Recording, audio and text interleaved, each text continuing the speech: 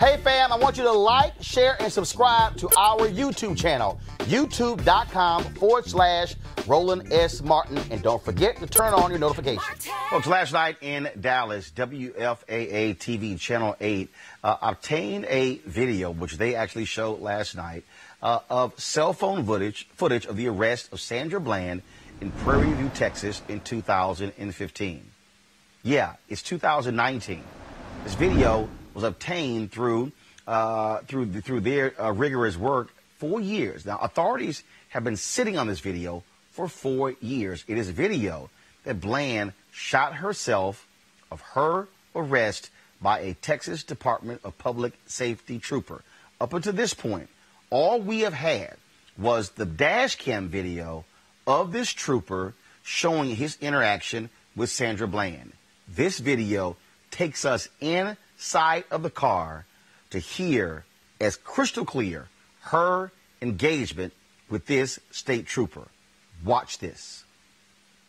Get out of the car now. Why am I being apprehended? You trying to give me a ticket for the failure? Get out of the car. Why am I being apprehended? You just opened my car door. You just opened my car door. So you threatening to drag me out of my own car. Get out of the car. And then you gonna stun me? I will light you up. Get out. Wow. Now. Wow. Get out of the car. Really, for a failure to signal. You're doing all of this for a failure to signal. Get over there. Right, yeah. Yeah, let's take this to court. Let's do it. Go ahead. For a failure to signal. Yep, for a failure to signal. Get off the phone. On my school. Get off the phone. I'm not on the phone. I have a right to record. This is my property. This is my property. Sir? Put your phone down right now. Now, you're hearing him say, put your phone down. Now, remember, when this actually took place, what really happened there was she was coming out of the Prairie View A&M University parking lot, and literally this Department of Public Safety trooper was engaged. He had previously was engaged with someone else, turns his car around and follows Sandra Bland the entire time, waiting for her to do something. She fails to put on a signal, but in fact, she actually was getting over because he was behind her. She thought she was getting out of his way. Now, all of a sudden, we see this video. Why is it taking 4 years? Joining us right now is Canon Lambert, who is the attorney for the Bland family. Canon, welcome back to Roland Martin Unfiltered.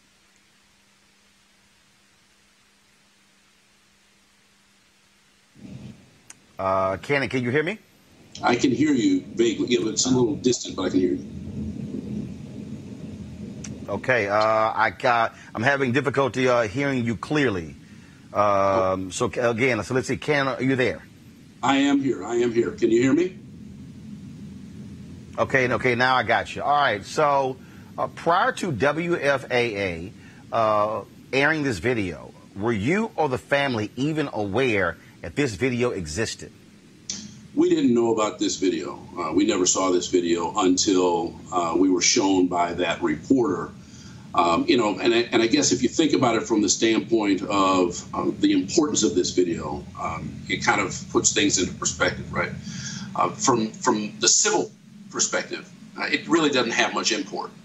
The maximum that I could recover from the Department of DPS was $100,000. The Texas Tort Claim Act capped us at $100,000, and we got that $100,000 from them.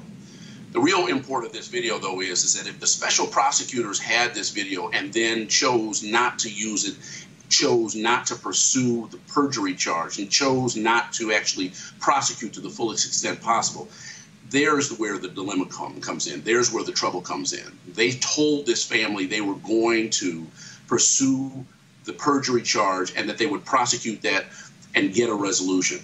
They told this family they would not cut a deal. And after they told them that, they cut a deal.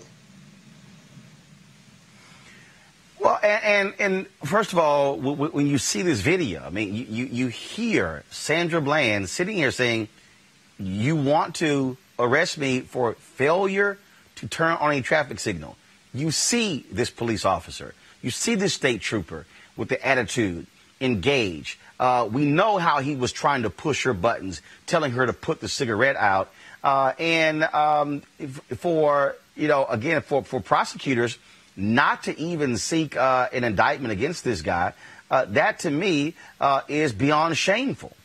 Well, you've got your finger directly on the pulse. I mean, the reality of it is that the video that was recently revealed, what it shows is that Encinia had absolutely no basis to suggest that he was in fear of his safety. And that was the thing that he was suggesting all along, that he was in fear for his safety. That's why he arrested her. That's why he pulled her out of the car and the like. This video shows that's not true. And when the special prosecutors, as I understand it, had that video and had the opportunity to present that video to the grand jury and could have prosecuted him, but chose not to, I mean, you can understand why the family has consternation about that. You know, this is one of the things that, again, when we see these videos, but here's the problem. This is 4 years later. We just discovered, we just were made aware of video a decade after the murder of Oscar Grant. Then we can go other cases, how police and prosecutors hold on to this stuff for years, hoping the public forgets about it. That, to me, is shameful. It's shameful that WFAA had to spend all this time just to get the video. How is it that we didn't know about this 4 years ago? Well, you remember at the front end of this case, and I know you remember it because you covered it quite a bit, which is one of the reasons why when the case got settled, you were the first person that we came to announce that. But the reality of it is that when we were trying to get the police report, that was being withheld from us. In fact, you had lawyers for DPS saying that they didn't believe that we should even get the police report. So there's always a struggle that families have in terms of accessing information so that they can understand what transpires where their loved ones are hurt. And so you would hope that that would be a more transparent process. It just isn't. That being said, in a situation like this, when you're talking about a grand jury and you're talking about special prosecutors being appointed, their job is to try and come to a conclusion as to whether or not charges should be brought, and if they are brought, prosecuted to the fullest extent. And when they don't do that, I think it belies the public trust.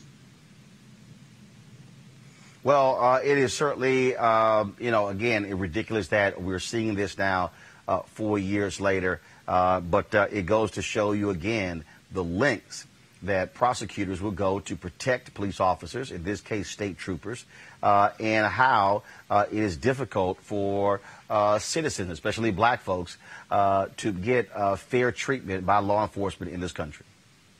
I mean, we have a long way to go in this country. You know, I don't think that means we give up, we throw in the towel. We have to continue to strive, and we have to continue to hold people accountable. And I think when I look at the family, that's the thing that they do best. You know, they are absolutely dedicated to trying to hold folks accountable and try and use this as a vehicle for change. And to that extent, I celebrate them. All right, Ken and Lambert, attorney for the Sandra Bland family. We certainly appreciate it. Thanks a lot. Yeah, thank you, Roland. Thanks a lot. All right, folks, let's go to our panel here. Mustafa Santiago Ali, former senior advisor for the Environmental Justice and with the Environmental Protection Agency. Kelly Bethea, communications strategist, as well as Dr. Niambi Carter, Howard University Department of Political Science. Dr. Carter, I want to go to you again. You know, we see these things over and over and over again, where here we are as residents, as citizens. People are constantly told, believe the police, trust the police, yet to sit on this video for 4 years, the Oscar Grant video, we now know that one of the cops who was involved in his murder called him the N-word, and the language that was used as well. That's a decade after the fact. That, to me, is willingly covering up the evidence so the public isn't aware of the misdeeds of these cops. Well, absolutely, Roland, and I think what it highlights more often than not is the aggressive treatment that a lot of black citizens and others get at the hands of the police. Police should be trained to de-escalate situations, but as we saw with Sandra Bland, that police officer escalated that situation for something that should have been a ticket or a fine to something where she was jailed and subsequently died in police custody. That should never have happened, not if we have a professionally well-trained police force. Now, that's the lie we've been told, but I think as evidence has shown us over and over and over again, we cannot count on police officers to treat the citizens of this country with respect and to de-escalate situations and not move to violence. It's like the only thing that they've been taught is force and having people bow to their will. and the only way to make them comply is to use violence. And when that doesn't work, we get really poor outcomes, particularly for communities of color. And I think that we haven't seen the fact that we haven't seen this video for 4 years shows the ways in which we can't trust the legal process to be full and impartial. And in fact, we have to be hyper vigilant, and we require not just the families and the legal communities that represent them, but also the journalists in this case and others to really push for opening and a full accounting of all evidence in this matter, because I have no doubt that we would have never seen this video if it were not for the journalistic community pushing forward. Mustafa, again, we know now, in the case of Oscar Grant, the police officer instigated the shooting, lied about what took place, but we only know this because this report was released 10 years later. This is about power. You know, it's about some in law enforcement feeling that they have the ability to sort of frame the narrative. They have the ability to push people to the limit. Sometimes they don't even have to push people to the limit. And then, you know, unfortunately, far too many folks are actually losing their lives because of this power dynamic that's going on.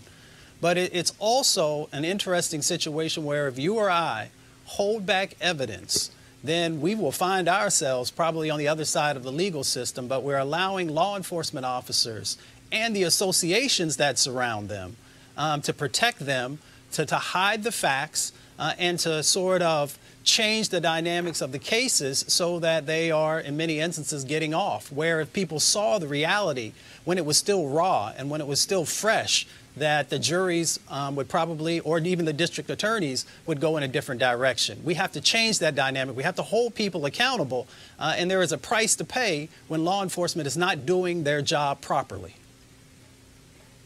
Kelly, first of all, in the case of Oscar Grant, the only reason we even know about this particular report, this internal affairs investigation that was conducted by an outside law firm, is because of a new law in California dealing with police transparency. What we now know is that the officer, Anthony Perrone, struck Oscar Grant. He also used profanity and the N-word during the incident, lied to investigators saying that that Oscar Grant hit his partner and kicked him in the groin, but the video evidence completely disputes that. But we're learning this 10 years later. Oh, no, you're absolutely right. And the same thing happened with the Sandra Bland situation, in that the evidence now shows that whatever the statement that the police officer said is completely contradictory to what the video footage shows. But going to the Roots original article regarding the discovery that was produced, they said that 820 gigabytes of data was compiled and that they gave it to the opposing party, Sandra Bland's legal team. And it just feels like there's been only that they were looking for a needle in a stack of needles, as opposed to just giving this information forthright at worst, if it was actually in that 820 gigabytes worth of data. On the other hand, this is just blatantly obstruction.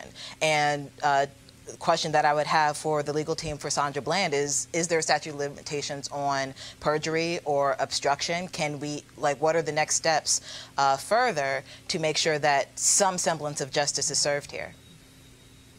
Well, but here's the problem. The problem is Sandra Bland's family attorneys can't bring that forth. Who has to do it? The district attorney. Right. In this case, and you had a special prosecutor involved in this, and that's the problem that you have here. And so the problem that we consistently see is that we're having to go to district attorneys to prosecute perjury. But they're the same very people who failed to indict the officer in the first place. And that's sort of one of the issues that we have. And so we'll certainly keep the focus on these cases and continue to push for more police transparency and law enforcement transparency in many of these cases. You want to support Roland Martin Unfiltered? Be sure to join our Bring the Funk fan club. Every dollar that you give to us supports our daily digital show. There's only one daily digital show out here that keeps it black and keep it real as Roland Martin Unfiltered. Support the Roland Martin Unfiltered daily digital show by going to RolandMartinUnfiltered.com. Our goal is to get 20,000 of our fans contributing $50 each for the whole year. You can make this possible. RolandMartinUnfiltered.com.